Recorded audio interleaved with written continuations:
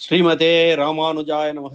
தினம் ஒரு திவ்ய பிரபந்தம் தொடரிலே இன்றைக்கு 1899வது பகுதி. திருமங்கையாழ்வார் அருளிய பெரிய திருமொழி 10ஆம் பத்தினை அனுபவித்து வருகிறோம். அதிலே 6ஆம் திருமொழி கிருஷ்ண அவதாரத்தில் ஈடுபட்டு திருமங்கையாழ்வார் வியந்து பாடிய பாடல்கள். அதிலே இன்றைக்கு நாம் 8வது பாசுரத்தை இணைந்து அனுபவிக்க இருக்கிறோம்.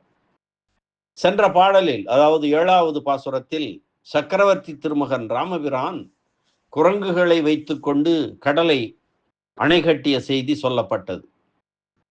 இது மட்டுமோ, வில்லை முறித்த பேராற்றலும் போரில் வெளிப்படுத்திய வீரமும் உடையவன் அல்லவா, கண்ணினும் சிறு தாம்பினை அறுக்க மாட்டாமல் இருக்கிறான் என்று இந்த பாடலில் வியக்கிறார் ஆழ்வார்.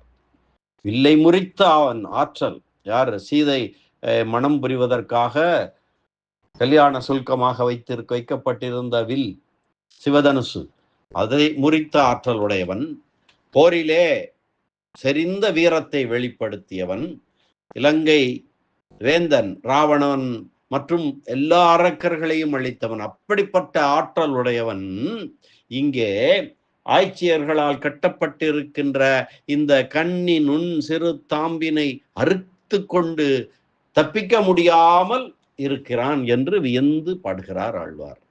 வில்லை இருத்து பிராட்டியை மணந்து ராவணனை வென்ற பெருவீரன் இன்று ஆய்ச்சியரிடம் கட்டுண்டு இருக்கிறான் என்கிறார். பாடலை பார்க்கலாம். நெறித்திட்ட மென் கூளை நல் நேர் இளையோடு உடன் ஆய வில் என்ன வல் ஏய் அதனை இருத்திட்டு. நெறித்திட்ட மென் கூளை நல்நேர் இளையோடு, சீதா பிராட்டியோடு உடனாய வில் என்ன வல்லேய் அதனை இருத்திட்டு.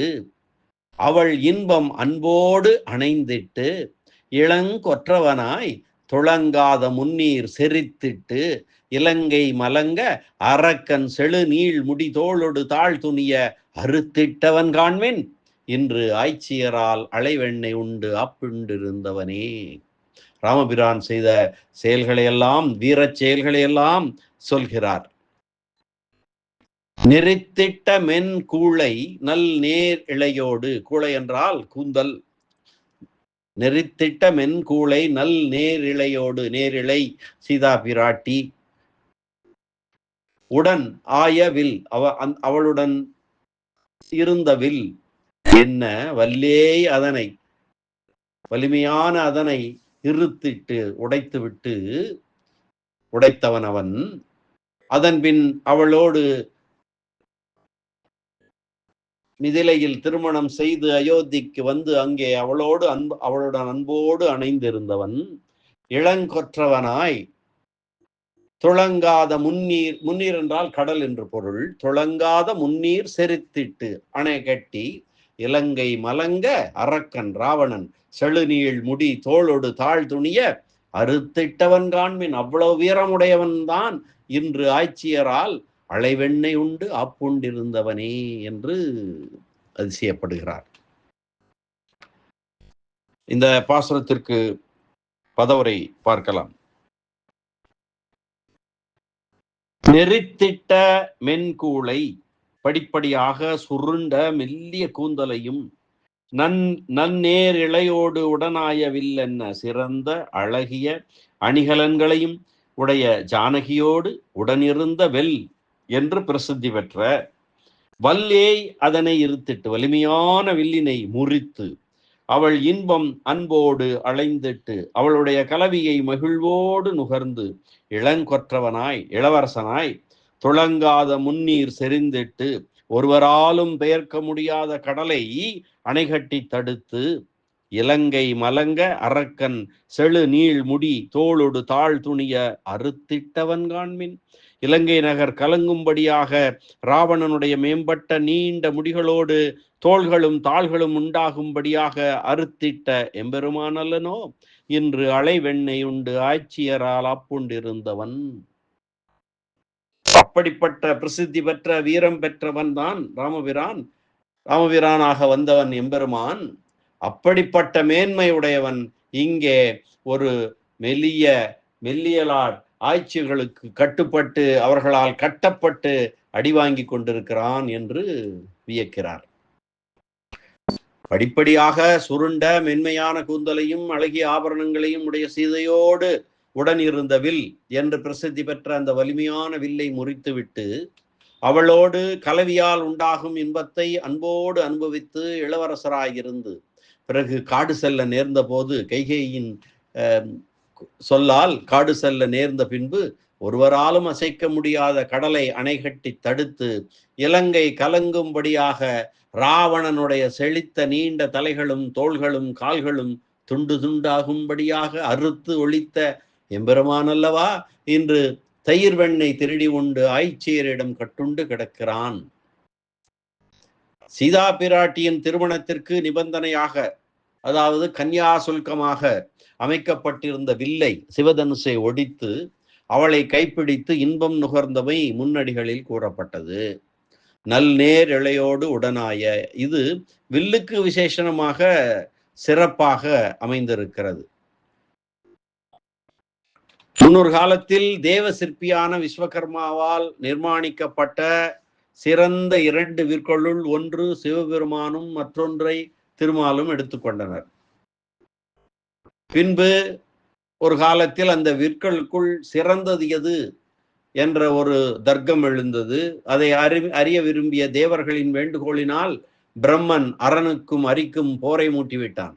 அப்படியே அவர்கள் அந்த விற்களை கொண்டு போரிடும் போது சிவபெருமானது வில் சிறிது முறிபட அப்படி இற்றவில்லை சிவபெருமான் ஜனககுலத்து தேவராதன் என்ற அரசனிடம், ஜனகனுக்கு முந்தைய குலத்திலே தேவராதன் என்றும் அரசனிடம் கொடுத்து விட்டான். அது வம்ச பரம்பரையாக ஜனக மகாராஜன் அளவும் வந்தது என்றும் அதனையே சீதைக்கு திருமணத்திற்கான நிபந்தனையாக ஜனகன் வைத்திருந்தான் என்றும் இதிகாசங்களில் சொல்லப்பட்டிருக்கிறது. அந்த வில் பிராட்டியோடு கூட பிறந்ததாக இந்த பாட்டிலே அருளி செய்யப்பட்டிருக்கிறது ஏன் என்று பலரும் சந்தேகப்படலாம். அந்த வில் சீதையோடு கூட பிறந்ததாக இங்கு சொல்லப்படவில்லை.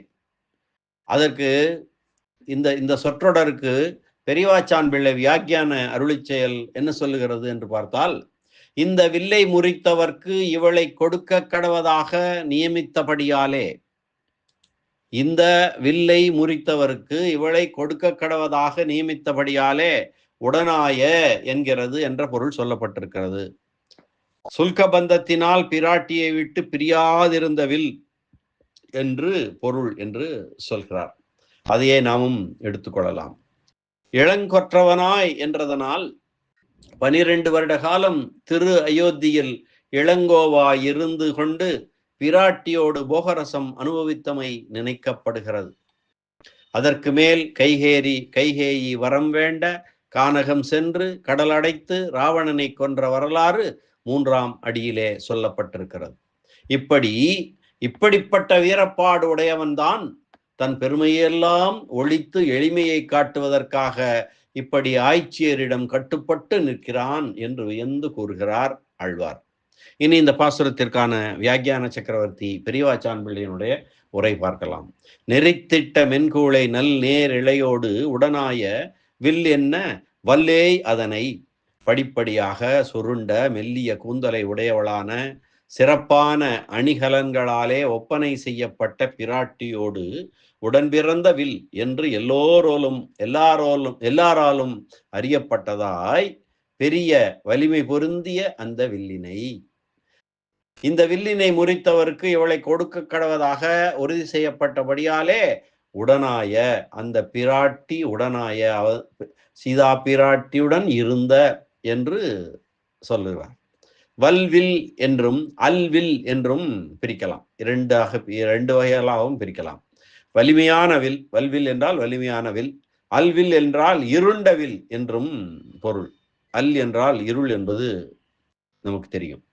இருத்திட்டு அந்த வில்லை இருத்திட்டு அந்த வில்லை ஒடித்து அவள் இன்பம் அன்போடு அணைந்திட்டு இளங்கொற்றவனாய் அந்த வில்லை முறித்து அவளுடைய கலவியை மகிழ்வோடு அனுபவித்து இளவரசராய் துளங்காத முன்னீர் செறித்திட்டு, ஒருவராலும் கலக்க முடியாத கடலை அணைகட்டி, இலங்கை மலங்க, இலங்கையிலே ஒருவர் ஆடையை எழுவர் தமது என்று உடுக்க முயலும்படியாக கலக்கத்தை உண்டு பண்ணி, அரக்கன் செழு நீள் முடி தோளொடு தாழ் துணிய அறுத்திட்டவன் காண்மின் இன்று ஆய்ச்சியரால் அளைவெண்ணை உண்டு அப்புண்டிருந்தவனே. ராவணனுடைய முடிகளோடு தோள்களும் தாள்களும் துண்டாகும்படியாக அறுத்தவன் அல்லனோ? அவ்வளவு வீரமுடையவன் அல்லவா? இன்று மெல்லியல் மடந்தை ஒருத்தி கட்டின கட்டினை அவிழ்க்க முடியாமல் இருக்கிறான். அவனா இவன் என்று வியக்கிறார். என்ன ஒரு மாயம் இது என்று வியந்து கூறுவதாக அமைந்திருக்கிறது இந்த பாடல். அற்புதமான ஒரு பாசுரம். மீண்டும் ஒரு முறை பாசுரத்தை அன்வைக்கலாம். நெறித்திட்ட மென்கூளை நல் நேர் இளையோடு உடனாயவில் என்ன, உடனாய வில்லென்ன வல்லியை அதனை இருத்திட்டு, அவள் இன்பம் அன்போடு அணைந்திட்டு, இளங்கொற்றவனாய் துளங்காத முன்னீர் செறித்திட்டு, இலங்கை மலங்க அரக்கன் செழுநீள் முடி தோளொடு தாழ் துணிய அறுத்திட்டவன் காண்மின் இன்று ஆய்ச்சியரால் அலை வெண்ணெய் உண்டு அப்புண்டிருந்தவனே என்று வியக்கும் இந்த பாசுரம். அற்புதமான பாசுரம். இந்த அனுபவத்தை இந்த அளவிலே நிறைவு செய்து மீண்டும் நாளை அடுத்த பாசுர அனுபவத்துடன் சந்திக்கலாம். நன்றி, வணக்கம். ஸ்ரீனிவாச வெங்கடேச ராமானுஜதாசன் திருவரங்கம். அலை வெண்ணெயை திருடி உண்டு ஆய்ச்சியரால் ஆப்புண்டிருந்த கண்ணனெம்பெருமான் திருவடிகளே சரணம். கலிகன்றி பரகாலன் அரட்டமுக்கி அடியார் சீயம் திருமங்கையாழ்வார் திருவடிகளே சரணம். வியாக்கியான சக்கரவர்த்தி பரம காருணிகர் ராமாயண பெருக்கர் உரைப்பெரு மன்னர் பெரியவாச்சான் பிள்ளை திருவடிகளே சரணம். ஆழ்வார் எம்பெருமானார் ஜீயர் திருவடிகளே சரணம்.